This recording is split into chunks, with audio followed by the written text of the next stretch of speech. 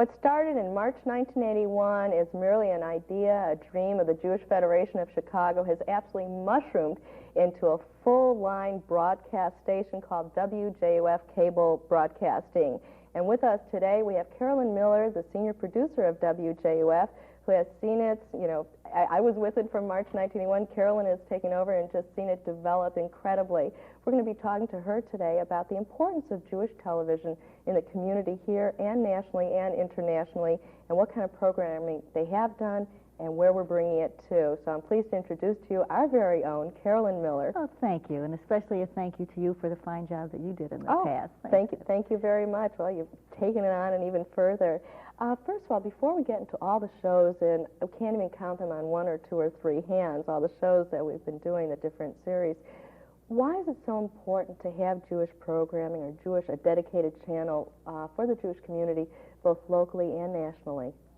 Well, first of all, this is the one opportunity, certainly on any time of national television, because we do exchange with cities all over the United States, to have an opportunity to see Jews culturally, religiously, socially, and see us in a natural environment. And we don't aim just for a Jewish audience, but really for everyone to get an opportunity. And you mentioned all of the programs that we do, and we have a major spectrum of programs. Well, I think what's important is that a lot of times people think of, like you just said, it's not religious programming. You know, the Sunday morning, we used to call them talking collars, you know, just people talking about religion, and that's what it isn't. Oh, absolutely. We do so many more things besides what we're doing now, which is talking to one another. We do plays.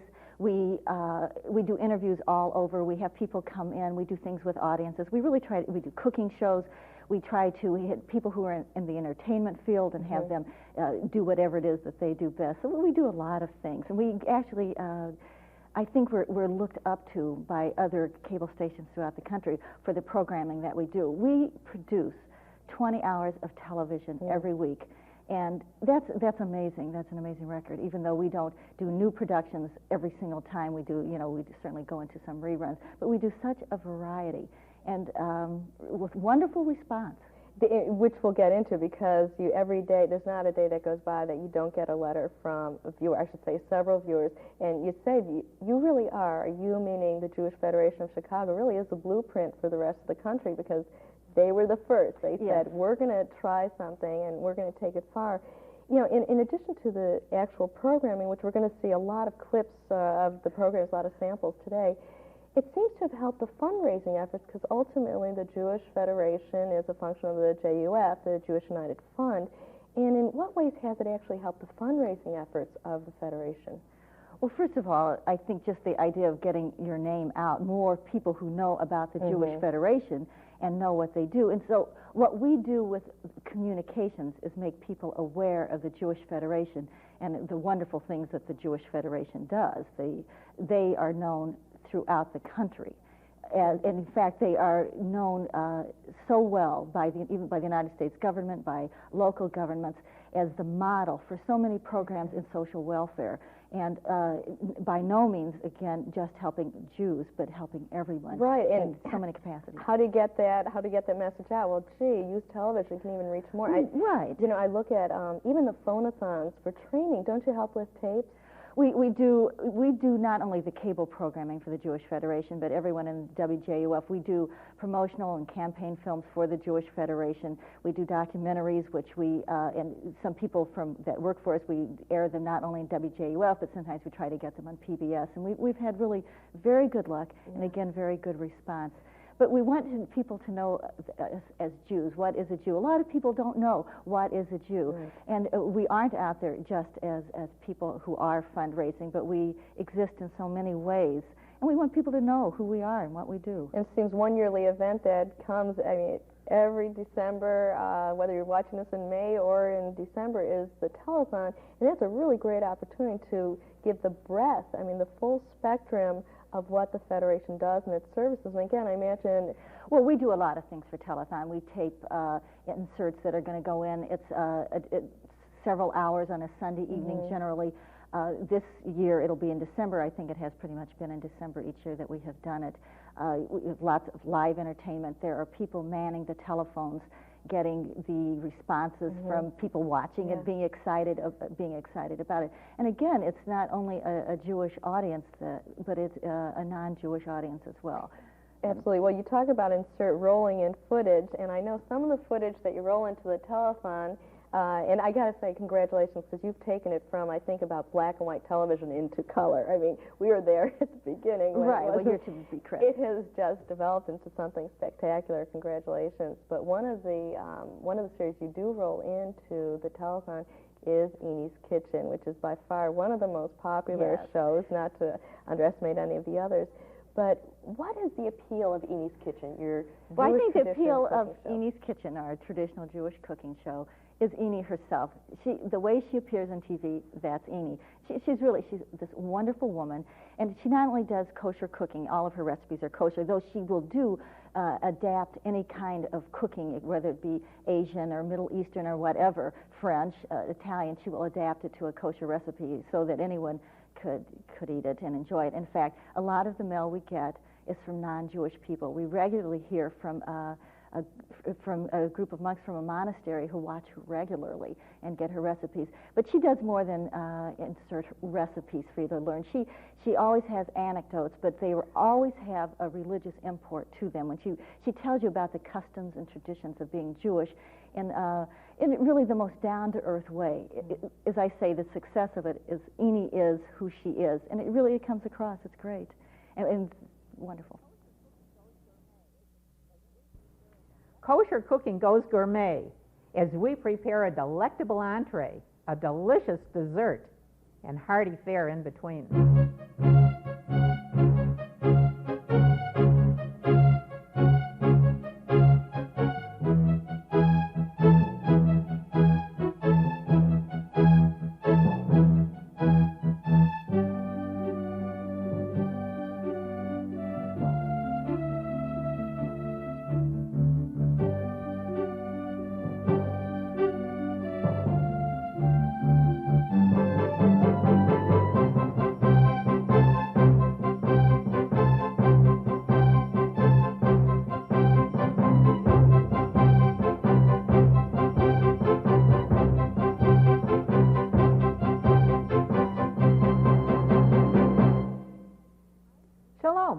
Welcome to my kitchen.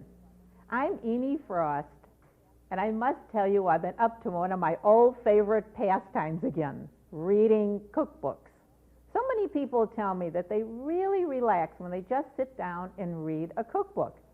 And I found when I was working on some cookbooks on the editorial board that it was very important that when you write a cookbook, it flows, that one recipe flows into the next, that one explanation tells about the next explanation, that you get a feel and understanding of the book. But this one really threw me. This one is called Helen Nash's Kosher Kitchen.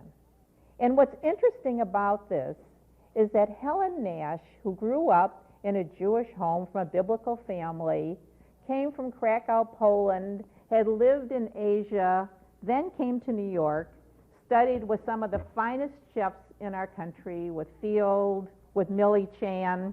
Oh, and I saw quite a bit of an Oriental flavor in some of her things. I don't know if my grandmother, Olive Sholem, may she rest in peace, would have known about cooking with rice vinegar and sesame oil, but this is the excitement. This is the new look. This is a lady who wants to take her kosher kitchen and bring in some exciting new ideas. And I thought, that is perfect, because that just goes in our kitchen. Let's take some of the things that we're doing and translate them into these wonderful ideas. Now, in addition to cooking, she is just so delightful. Like you say, it's a pinch of this, a pinch of salt, a little pinch of tradition. There are other traditional shows, and we do bring in the religion.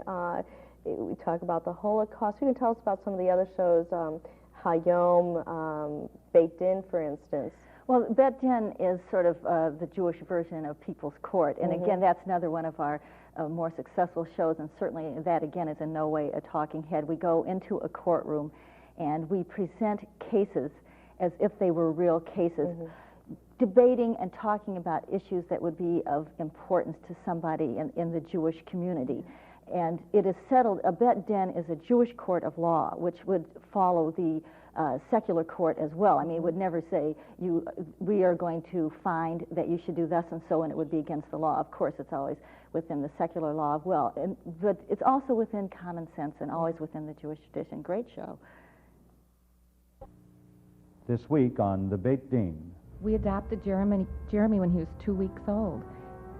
And so we've raised him as a Jew since he was 2 weeks old. One must be of the Jewish faith, which is defined as one who is born of a Jewish mother or who has undergone a conversion according to Jewish law. I have never been anything but a Jew. I've been raised as a Jew, and I feel that Judaism is not about what blood runs in your veins, but in your spirit and in your heart. The Beit Din, the Jewish court of law, is a rabbinical court that functions on behalf of those who voluntarily come before it for religious adjudication of civil issues. It thrives today as a court of arbitration, whose decisions are generally upheld by the civil courts of our land. Welcome to the Beit Din, the court of the Jewish people.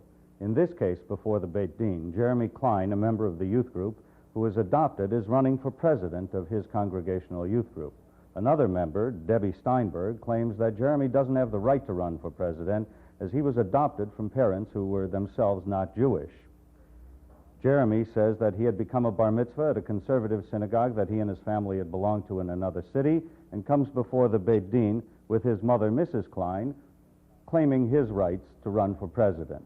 At the same time, Debbie Steinberg appears with Mr. Rabin, who is the synagogue president, confronting Jeremy and challenging his right to run for president of the congregational youth group. The case of the perplexing presidency.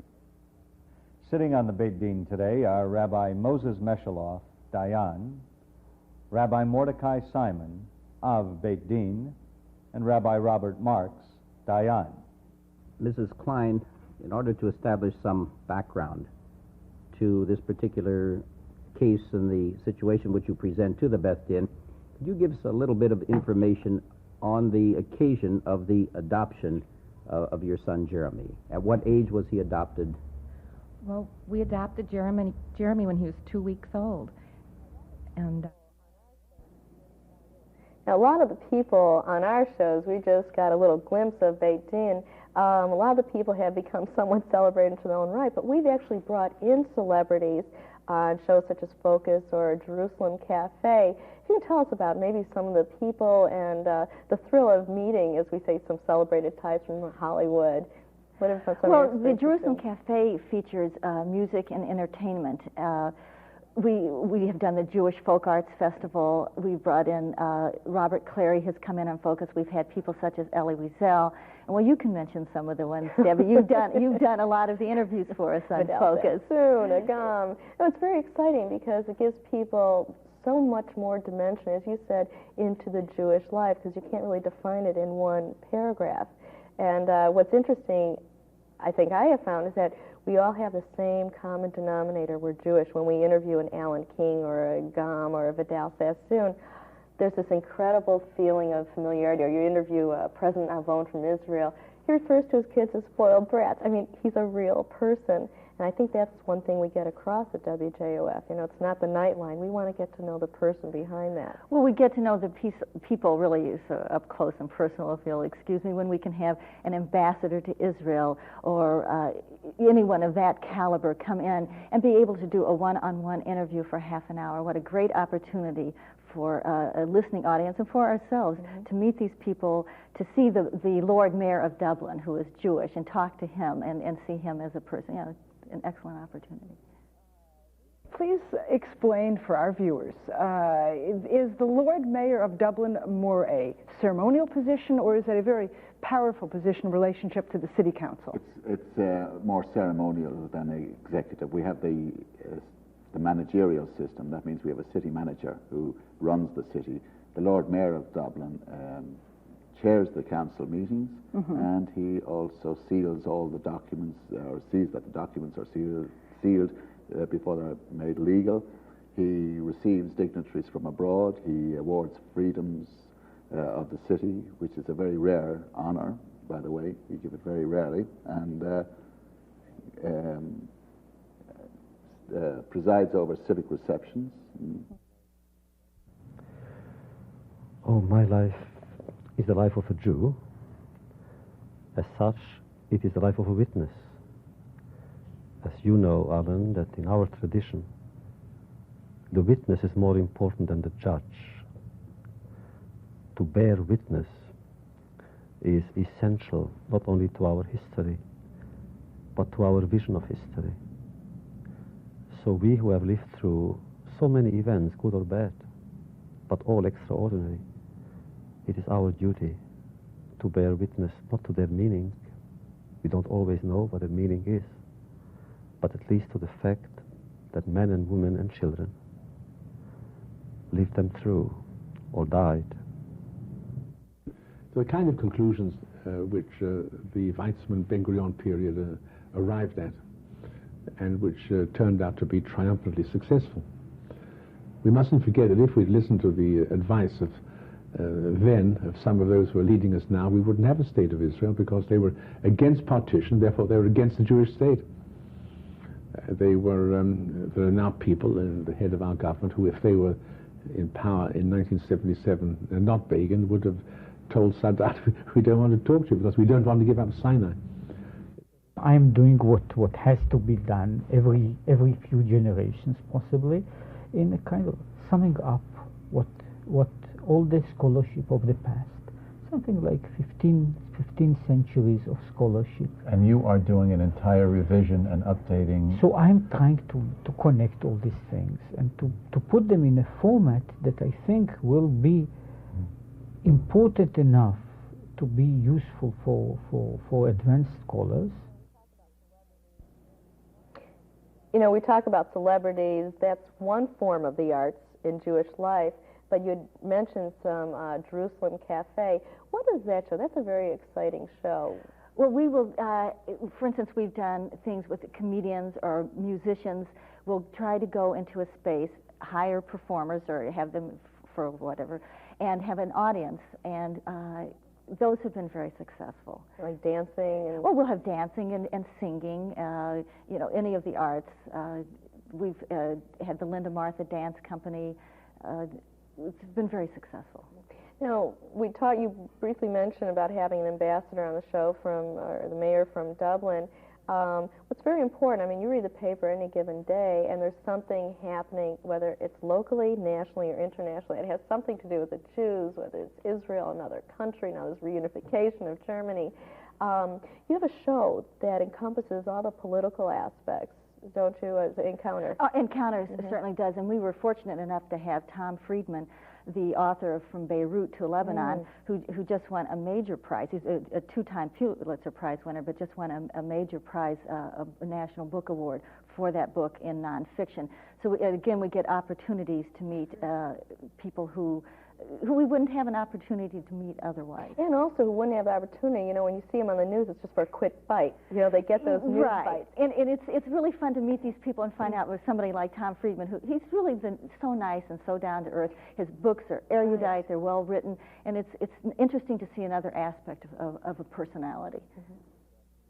Well, indeed, and one of the things that Beirut teaches you is that repression there, psychological repression, is actually healthy, because you see, the only way to survive a place like Beirut is not to contemplate, not to think about in detail all the dangers that are out there. If you start to think about them, you really go crazy. So you have to teach yourself to play mind games, that enable you to survive. So I had a friend in Beirut, a Lebanese woman, who used to tell me every time she flew on an airplane, she always carried a bomb with her, because the odds of two people carrying a bomb on the plane were much larger. I mean, it was just a joke, but it was an example of the kind of mind games you play. Or if your neighbor got killed. The guy who lives just across the street, he got killed after a ceasefire went into effect. And there was always an explanation for it. You say, well, of course he got killed. He went out 15 minutes after the ceasefire. Everyone knows you're supposed to wait 16 minutes. Mm.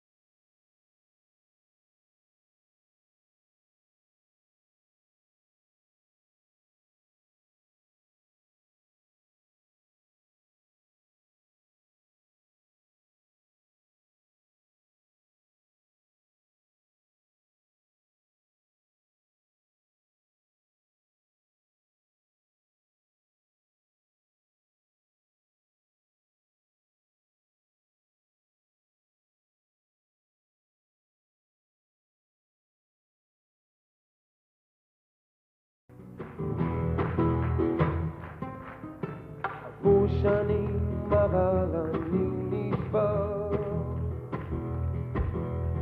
בי נזכר ובתוכי נשבר ואת איננה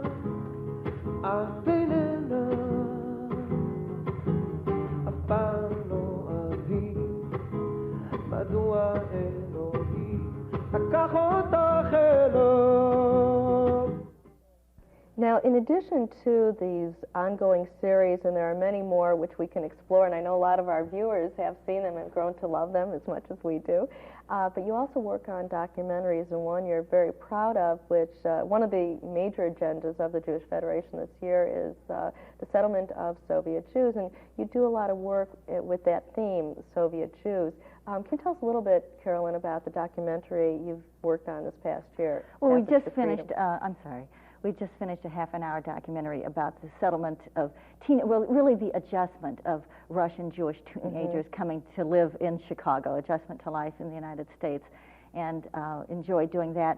And we also are going to start work on another documentary just about the resettlement of Jews. There's such a major influx of Russian Jews unexpectedly that it has changed the idea and the focus of how they were going to resettle them. It's going to be less money available to each family that comes in, more input from the Russians that are still here. How do you come from a country where you don't speak the language, where your entire cultural background is different, and you're plopped into another country where you have to adjust in order to survive? And how do we understand that? That's right. Well, this is what we want to try to explain: is how can we understand that? And we would like to have an encompassing, a sympathetic view of what it would mean to be a foreigner in a land, hopefully a land of opportunity. Leaving Russia behind, the teens traveled forward to their own lifetime to figure out who opened the door that allowed their exit from the Soviet Union and their entrance to a free Jewish community. A scavenger hunt through Chicago's Rogers Park brought the teens face to face with the Jewish symbols and artifacts that had been hidden from them for so many years. What kind of synagogue is this thing? Irregular. Regular. When I came to America, I was 10 years old. I left Russia when I was 9. I turned 10 in Italy during a staging point which most of the immigration families go through.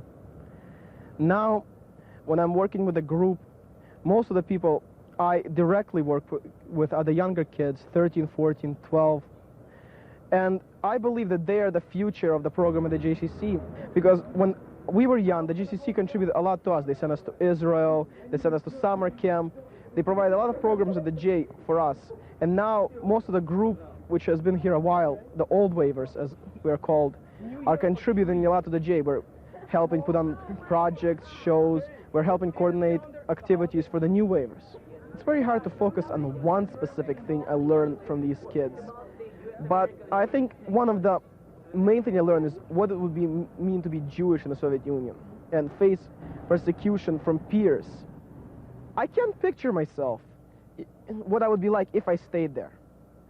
All I know is I'll be completely different than what I'm now. You know, and what I'm going to do with you today is try to get you eventually. There's going to be 4 parts to it. Try to get you to see that you have stories. You have wonderful stories to tell. Stories that'll make us laugh. Stories that'll be very serious.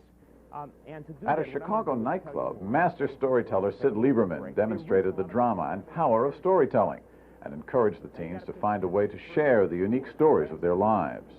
When I started, and I said you have stories. You know, you really do have stories. You have gold in your life. You have a lot of laughter in your life, and you have a lot of serious moments in your life that really make good stories. And you know, we're the people of story.